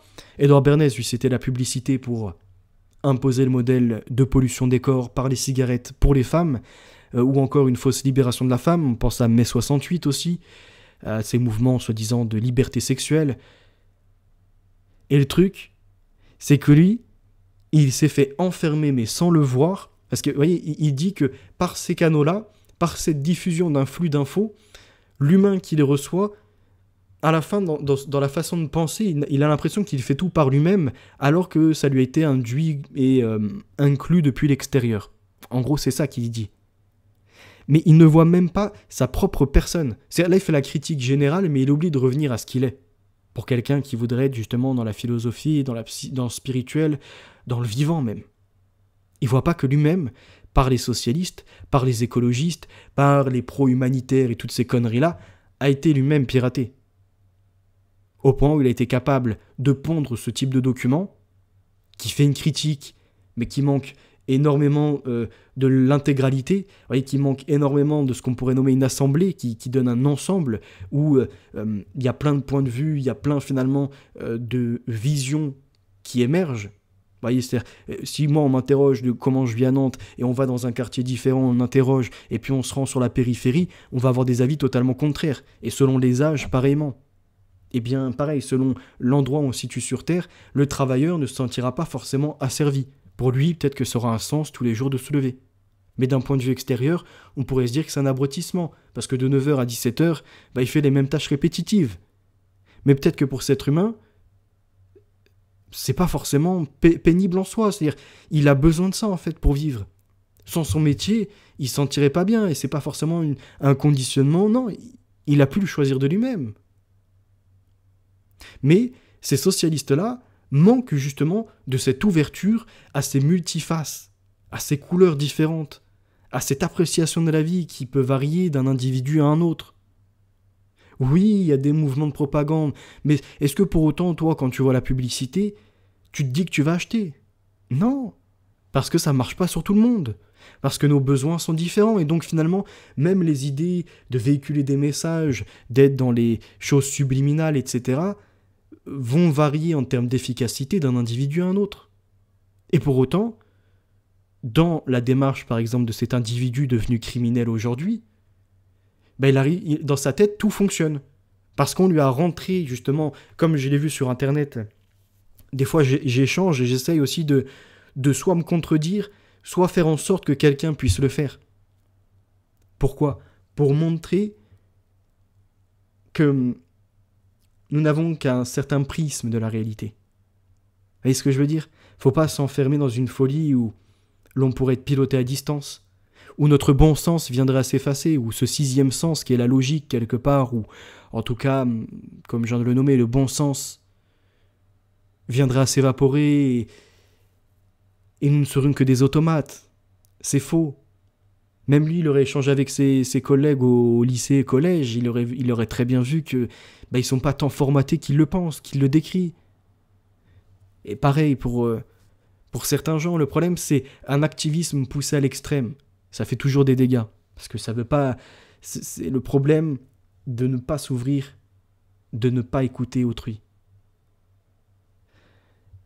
Quand tu échanges, tu laisses la place à des questionnements que tu ne pouvais même pas avoir en tête. À des réponses, des fois, qui vont t'étonner. Qui vont te sembler même hors sujet, mais pour autant qui vont, comme ça, s'ajouter à tes connaissances et compagnie. Revenons à ces écrits, mais c'est important de préciser cela, voyez-vous. Finalement, ces médias, ils ont tout contrôlé, la colonisation des têtes. Nous ne sommes donc plus finalement spirituels dans ce qu'il décrit. Parce que d'un côté, il ramène l'homme à un spirituel, les arbres à des énergies, à de l'esprit, et de l'autre, il voudrait que l'homme soit que matériel et que le cerveau, par les cognitions et les messages réceptionnés, en vienne à un agissement hors de contrôle, du point de vue de l'être humain, mais contrôlable par les autres qui véhiculent les messages. Ça n'a pas de sens. S'il parle de spirituel avant, eh bien, il y a toujours une plus grande puissance, quelque chose qui nous dépasse. Et même quand il parlait de l'immunité de la Terre. Revenons à son écrit. À l'ère du numérique et de la surveillance algorithmique, le contrôle ne passe plus uniquement par la force, mais par la séduction, la saturation sensorielle et la manipulation cognitive. Donc, le sensoriel renvoie aux sens, qui peuvent après émettre des émotions et donc des sentiments. Et ce personnage, c'est là où c'est intéressant de les contredire, eux-mêmes, en fait, dans ce qu'ils déclarent, viennent à s'affronter intérieurement. L'affront est où ? Quelques lignes plus tôt, il nous a dit que ce qu'il nommait l'anticorps, donc ces humains qui sortent du système, ces humains qui combattent les systèmes, sont ni des héros, ni sentimentalistes. Ils font pas, ni dans le sentimental. Ils font pas dans les sentiments. Donc on leur enlève l'émotion. Et là, il dit, les réseaux sont dans la séduction, la saturation sensorielle et la manipulation cognitive. Donc en fait, les réseaux nous enlèvent la possibilité d'avoir nos propres sens, nos propres sentiments. C'est ça qui fait comprendre. Mais de l'autre, il invitait à ne pas avoir de sentiments. C'est dingue. L'enjeu n'est plus seulement de faire obéir, mais de faire désirer sa propre servitude. Alors attendez, parce que je retrouve... C'est quoi ça ? Ok. C'est celui-ci qui doit aller normalement... Ok, oui, c'est ça. Donc, séduction, la saturation sensorielle et la manipulation cognitive. L'enjeu n'est plus seulement de faire obéir, mais de faire désirer sa propre servitude. La publicité moderne n'est pas un simple outil de commerce, elle est un piratage cérébral massif, un mécanisme de réécriture symbolique qui infiltre les désirs, les souvenirs et les émotions, remplaçant les instincts vitaux par des pulsions artificielles. Le rêve naturel de la rivière, de la pluie ou du feu est désormais remplacé par une image de marque, un logo, un slogan. Les objets ont supplanté les liens, les marques ont colonisé les souvenirs, et les émotions humaines sont désormais des cibles de marché. L'espace intérieur devient un champ de bataille où les multinationales dictent non seulement ce que nous consommons, mais ce que nous sommes autorisés à ressentir. Ce processus est renforcé par les structures de domination cognitive qui constituent le neurocapitalisme, les plateformes numériques. En particulier, les grandes firmes technologiques utilisent sciemment les découvertes des neurosciences pour construire des dispositifs addictifs. Les boucles de dopamine, le scroll infini, les notifications constantes transforment les cerveaux humains en territoires occupés, soumis à des flux d'informations fragmentaires, à des alertes permanentes, à une surcharge émotionnelle qui rend impossible toute pensée profonde, toute perception globale, toute intuition vivante. C'est à nouveau intéressant, ça renvoie aussi au livre Neuropirate de Lucien Cerise et à d'autres travaux, même d'ailleurs aussi à Theodore Kaczynski, où de la psychologie, de l'étude du cerveau, nous en sommes arrivés à décrire les différentes aires, les hémisphères, leur utilité, comment les mécanismes s'activent, et à partir de là, de voir, entre autres par des capteurs, comment l'humain réagit. Par exemple, face à un slogan publicitaire, ou encore à un emballage, et les couleurs et les logos qui sont dessus. Et petit à petit, forme une sorte de souvenir où le Coca-Cola, voyez-vous, s'insère en fait dans la vie de tous les jours, rend addict son utilisateur. Les neurosciences travaillent sur la dopamine, sur la façon de scroller, sur finalement l'effacement de l'humain pour devenir une unité de traitement d'information ou une unité de consommation. Donc c'est pareil, dans ce qu'il déclare, il y a des choses intéressantes. Mais pour autant, soyons plus concrets aussi dans la démarche. L'humain, oui, est dans une surcharge émotionnelle, mais pourquoi ? Parce qu'il veut s'attacher absolument à ce modèle-là. Donc il ne peut pas se plaindre après, finalement, de tomber dans des états bas et je sais pas, d'être dépité de la vie et ce genre de choses. Ce sont ces agissements qui régissent. Et donc si tu veux ramener l'humanité qui en fait n'est pas dépourvue d'esprit ou d'âme, ni d'intelligence, eh ben il eût fallu plutôt faire des revendications, des organisations de débats, et pourquoi pas la publication à la rigueur d'un pamphlet, même si ça coûte un peu d'argent à le sortir et à le diffuser dans l'école, et pourquoi pas demander à en faire un atelier de réflexion. Ça aurait été bien plus efficace que de faire du crime. Et c'est pareil comme ça pour beaucoup d'activismes en fait. Des fois ils ont des idées fort intéressantes, mais comme ils ne sont pas entendus et qu'en fait ils n'osent pas faire le pas vers l'autre, ils se persuadent que ça va pas intéresser, ils tombent dans la folie. Et malheureusement, il dit que les humains sous informatique, devenus stupides quelque part par les boucles de dopamine, n'arrivent plus à avoir de pensée profonde ou de perception globale, d'intuition vivante, mais lui-même, à travers ce qu'il a déclaré et ce qu'il a fait, a finalement perdu, comme je vous disais, la perception globale, parce qu'il est enfermé que dans une catégorie, que dans un prisme, mais il a également perdu l'intuition du vivant, du respect même d'autrui, et de pensées profondes, qui ont manqué de questionnement, manqué d'accès à d'autres informations, et tombé du coup dans un excès capable du pire. L'éducation, loin d'être une promesse d'émancipation, est aujourd'hui l'une des institutions les plus puissantes du conditionnement systémique. Elle n'est pas neutre. Mais comment ? À nouveau, vous voyez, c'est ces socialistes qui... En fait, si ça va pas dans leur sens, c'est nul. Si ça va pas comme ils le désirent, c'est à combattre et c'est à tuer. C'est dingue. Elle n'est pas neutre. Mais qui est neutre sur Terre ? L'histoire n'est pas neutre. Elle dépendra de l'observateur, de l'historien, de l'archéologie ou encore de l'anthropologie, etc. On va essayer d'y donner une définition.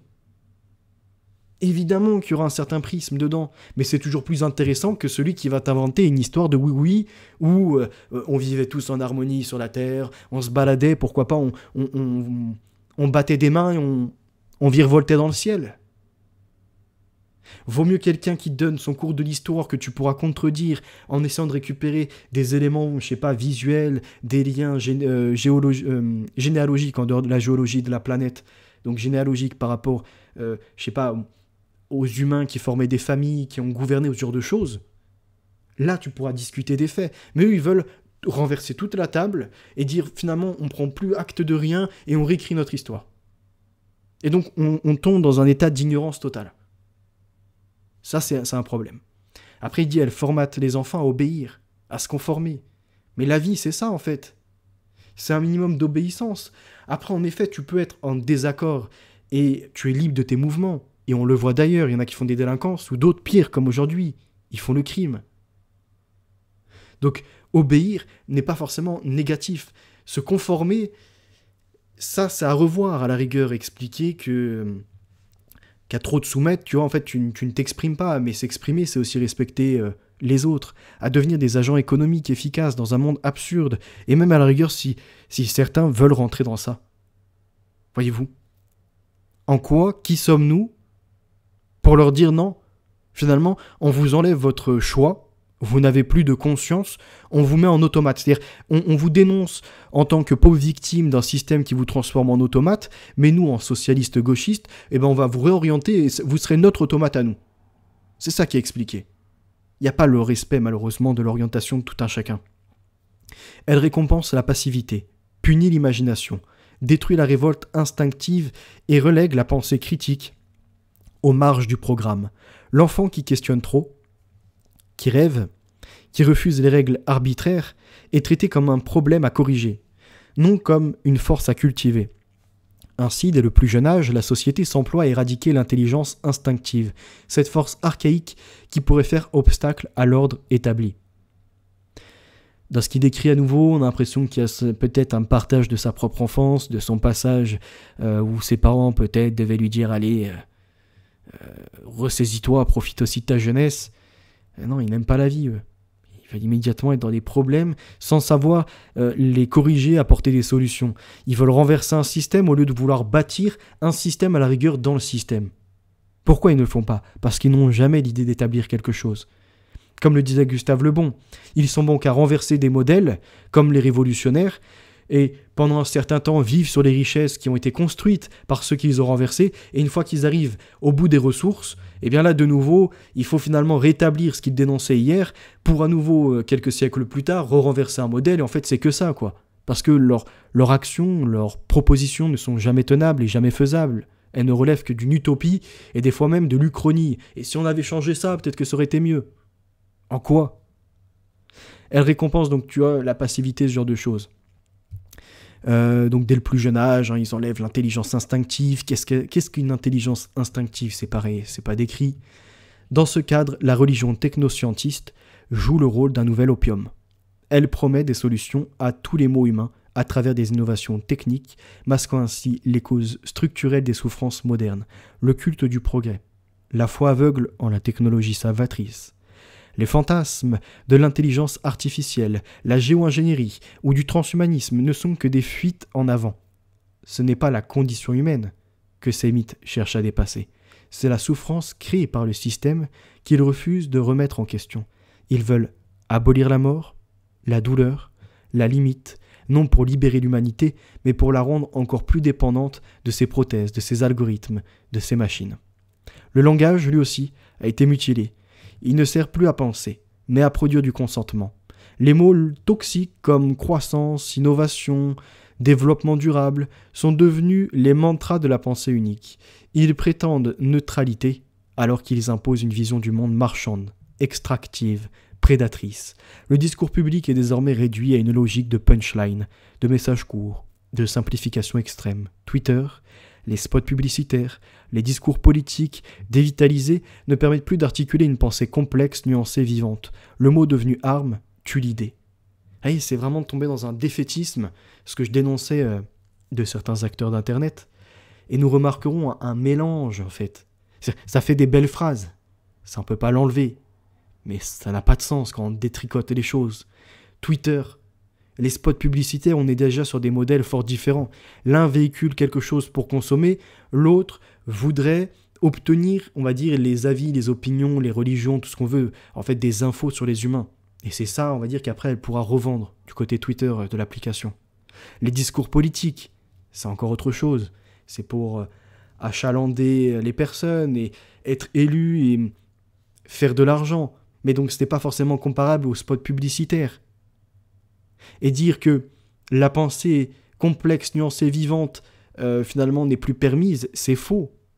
Aujourd'hui, entre autres, KDP Select, qui est l'imprimeur de Amazon, a ouvert à démocratiser encore plus la voie à éditer ses propres livres et ses réflexions profondes, sa philosophie, sa poésie, tout ce que l'on veut.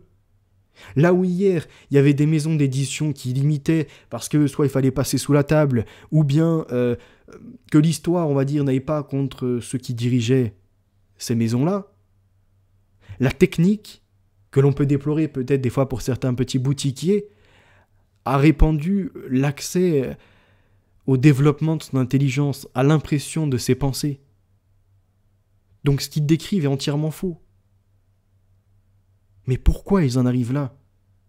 Mais parce que c'est de la répétition. C'est-à-dire que d'un côté, ils disent « éprouvez de l'esprit, vivez les choses, soyez dans le contradictoire, ayez comme ça ce sens de l'esprit critique, le bon sens. » Mais en fait, ils n'en font que des grandes phrases qu'ils étalent, des fois même comme ça dans des manifestes, mais dans leur ressenti, dans l'agissement, dans leur mode d'activisme, ils n'en ont pas en réalité l'essence. Ils n'en ont pas le carburant, voyez-vous, pour faire avancer les causes. Il dit « le mot devenu arme tue l'idée ». Lisons la suite. Dans cette société où le contrôle est partout et la liberté nulle part, l'aliénation prend une dimension totale. Elle ne s'arrête plus aux usines, aux bureaux ou aux prisons. Elle envahit les maisons, les écoles, les corps, les rêves. Elle produit une crise mentale mondiale, marquée par une explosion des troubles psychiques, des taux de dépression, de suicide, de solitude extrême, de pathologie de l'attention, de désespoir silencieux, mais ces gens-là travaillent à ça. Les collapsologues, au lieu de rajouter un peu de nuance, ils vous mettent immédiatement dans l'effondrement. Les écocides, c'est pareil, ils vous disent l'humain finalement est un cancer sur la Terre et ils vous promotionnent la mort. Il y a trop d'êtres humains sur Terre et vous en arrivez aujourd'hui à applaudir dès demain qu'il y ait, comme ça, dès demain, l'idée d'euthanasie. Ouais, mais il faut plus souffrir. Et d'un côté, vous promotionnez qu'il faut souffrir. Il faut savoir. Vous parlez de taux de dépression, mais tous les jours, en dehors des médias qui eux-mêmes véhiculent certaines mauvaises informations, vous êtes là à accentuer sur c'est la fin du monde, on a déjà trop consommé, attention, là finalement tu es coupable. Et même pour les autres qui continuent à taper toujours plus fort et redonnent des coups de poignard dans des plaies déjà assez amorcées comme ça, quant aux idées que nous sommes redevables envers certains peuples africains parce que nos ancêtres étaient des colons. Mais voilà comment vous mettez une jeunesse dans la dépression, le suicide, la solitude. Il déconnecte l'humain de ses rythmes naturels. Reprenons la lecture. Le coupe du sacré, de la tribu, du territoire, et l'enferme dans une logique utilitaire où tout doit produire, rapporter, être rentable. Vous savez ce qui est scandaleux dans ça, c'est quoi? C'est que ce criminel d'aujourd'hui, là, ce jeune homme qui est passé à l'action, il a fait ça dans un lycée catholique. Dans un lycée privé chrétien. Je sais pas si on se rend compte. C'est-à-dire, il a eu comme ça l'éducation dans un lycée chrétien. Il sait que ces petits collègues là en question, ceux même des fois qu'il peut peut-être pas apprécier, c'est en soi des êtres humains qui en plus sont dans le spirituel. Et là, il parle que cette société nous coupe du sacré, de la tribu, du territoire, enferme dans une logique utilitaire où tout doit être dans l'ordre de produire, de rapporter, d'être rentable. Mais avec ses petits collègues, il n'a même pas su être déjà dans le respect de voir cette petite tribu qui est formée par les classes, ce petit territoire qui est formé par le lycée, ce côté de ce sacré qui était en soi dans cet établissement, et du rythme naturel. C'est dingue en fait.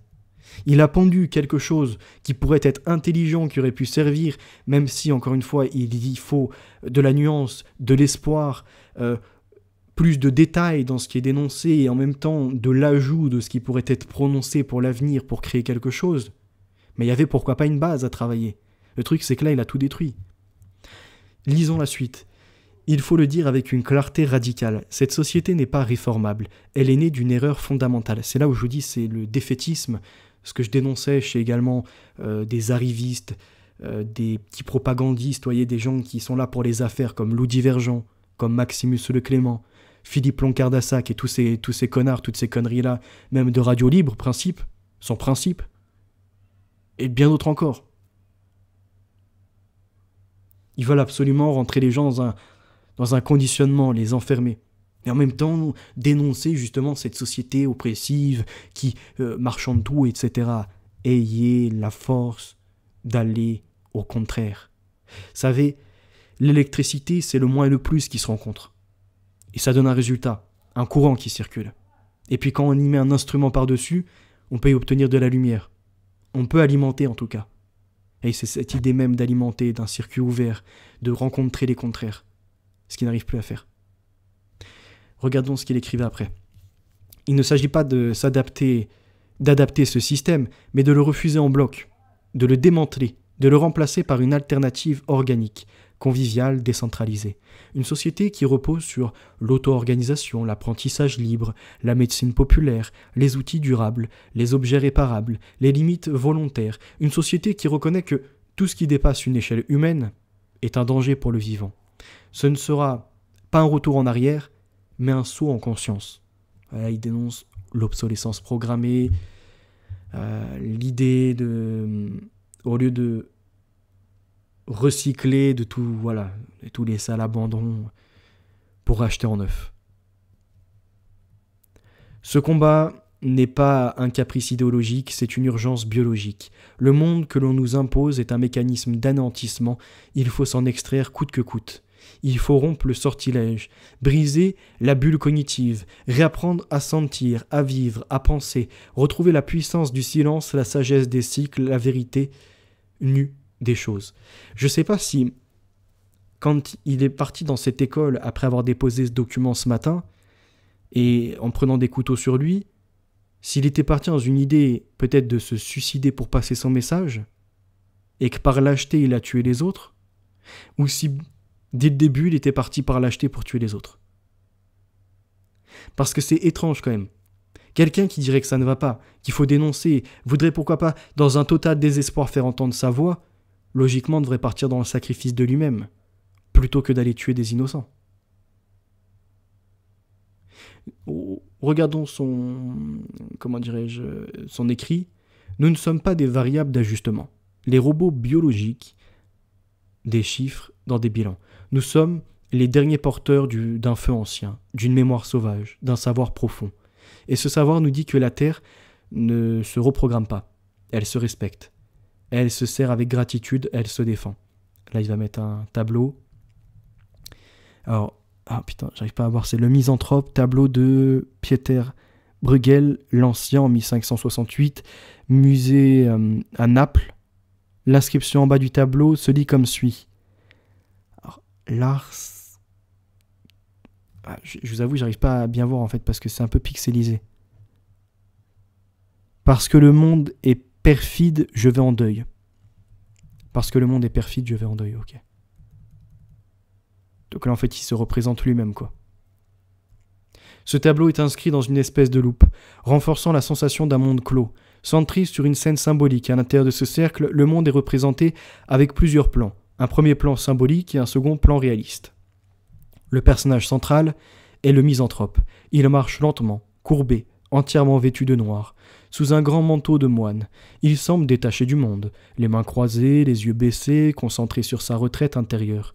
Ce personnage incarne la mélancolie, la désillusion totale envers l'humanité, la rupture volontaire avec le monde, le fait qu'il ait une escarcelle, un petit sac attaché à la taille, symbolise un dernier lien matériel, vestige du monde qu'il méprise, mais dont il ne peut s'extraire totalement. Pourtant, ce personnage n'est pas éveillé. Il est victime et prisonnier de sa propre vision du monde et de sa déception.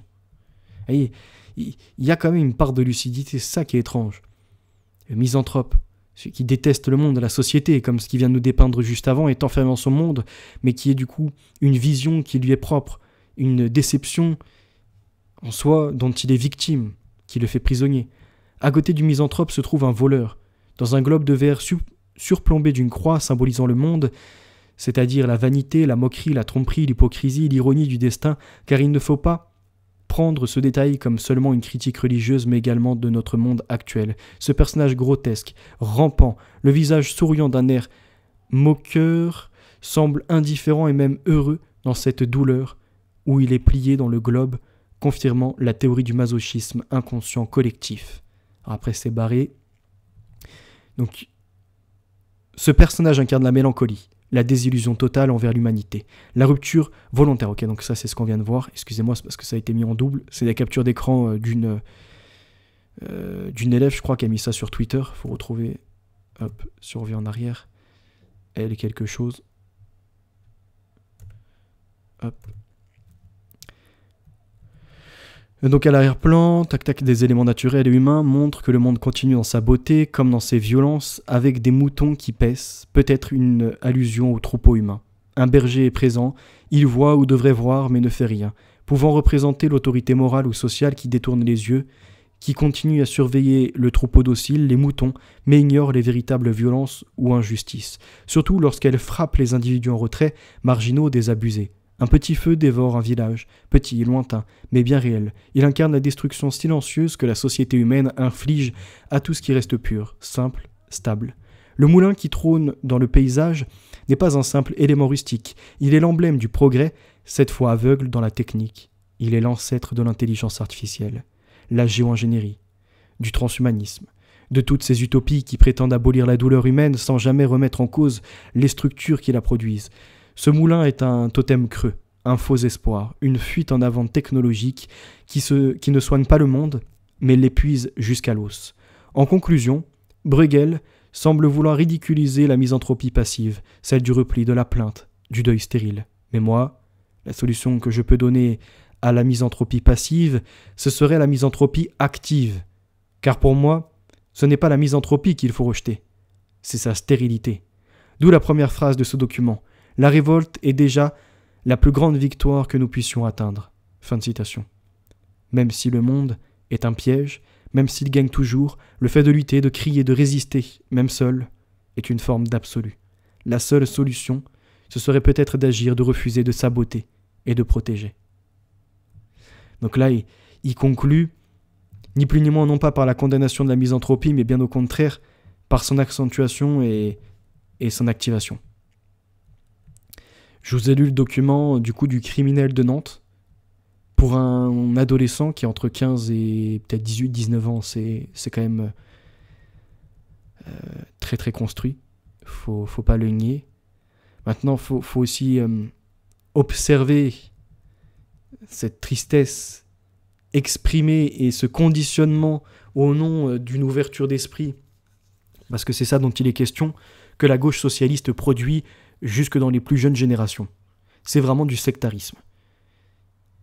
Parce que vous remarquerez certaines thématiques qu'il aborde, j'en ai dénoncé aussi certaines phases, avec d'autres écrits, des références et compagnie, pour essayer d'appuyer les choses le plus clairement possible. Mais pour autant, il faut garder cette lucidité qu'on n'a pas toute la réponse. Il en a manqué. Et ça peut conduire du coup à des drames. Et c'est pareil pour d'autres, des fois qui s'enferment aussi, sur des problèmes ethniques, religieux ou encore d'autres ordres. Attention, vraiment, il faut faire attention et toujours voir dans l'humain que ça reste un prochain, que ça reste une créature de Dieu. Ça, c'est important. Sinon, on en arrive à la déshumanisation et à la capacité de tuer au nom de donner la vie. Vous voyez, les socialistes, par exemple, soviétiques, ont tué des chrétiens au nom d'abolir l'idée d'une dominance de Dieu. Ils disaient ni Dieu ni maître, parce qu'il y avait le marxisme avant, alors que le marxisme lui-même est inspiré du catholicisme. Donc c'est-à-dire, ils prennent des bases assez saines, au lieu d'en faire une critique peut-être parce que ça manque d'action ou autre, non, ils s'en saisissent, détournent, se sectarisent et attaquent les innocents. Ce que l'on a retrouvé donc avec les soviétiques contre les chrétiens, ce que l'on a retrouvé avec Hitler contre les races qui ne lui convenaient pas, ce que l'on a également pu observer encore aujourd'hui contre les blancs, ce qui s'exerce en termes de remplacement, en termes de discrimination et de bien d'autres choses, nous voyons ni plus ni moins des radicalités socialistes faire des crimes, au nom de ni Dieu, ni maître, trop de technologie, attention à l'extrême droite, fasciste. En fait, dans une lutte, ils accentuent le problème, ils déréglementent le tout et ils produisent de mauvais effets. Merci pour votre écoute. Ce live aura été un peu plus long que ce que je pensais, 1h30 pour un si petit document, et une actualité qui nous marque tout de même. Alors une pensée, parce que c'est quand même dans un lycée catholique, un lycée chrétien, donc une pensée à cette petite qui est décédée, paix à son âme, aux autres qui ont été touchés, aux parents également qui, ce soir, vont très mal dormir, vont certainement tomber sur ce manifeste et être en même temps bouleversés parce que il y a une part de cri de mal-être, il y a une part de vérité aussi qui se situe dedans. Quoi de plus mal pour un parent que de voir finalement que un jeune de l'âge de leur enfant, de leur être cher, était en soi doué d'une certaine intelligence, mais s'est laissé emporter trop dans l'émotionnel, trop dans les radicalismes de ceux, justement, par les assos, par les courants politiques quelque part, et par l'Internet, certainement, d'où il a tiré ce savoir. Et ça l'a conduit non pas à construire, mais à détruire. Imaginez la double destruction pour les parents.